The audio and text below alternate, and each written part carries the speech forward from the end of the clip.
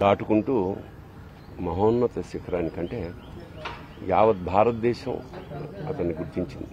తమిళ Hindi industry కూడా అలా ఒక అనుకున్నది సాధించాడు.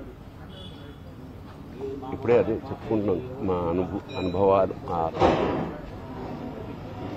దాదాపు 50 ఏళ్ల సాహచర్యం అది. పైగా కుటుంబం, చిన్నపిల్లలు మా ఇంటి ఎదురుగుండా ఉండడం వల్ల మాకున్న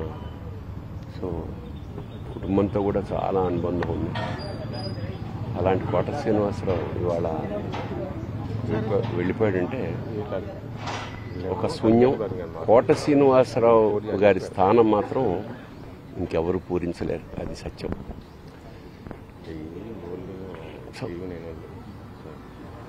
ఆయన మనశ్శాంతి, ఆయనకి ఆ పరమేశ్వరుడు ఆ కుటుంబానికి ఆయనకి మనశ్శాంతిని కలిగించాలని మనస్ఫూర్తిగా ప్రార్థిస్తూ, మాకు కూడా కొన్ని వందల వేల అనుభూతుల్ని మిగిల్చిన కోట ఇవాళ కూలిపోయింది.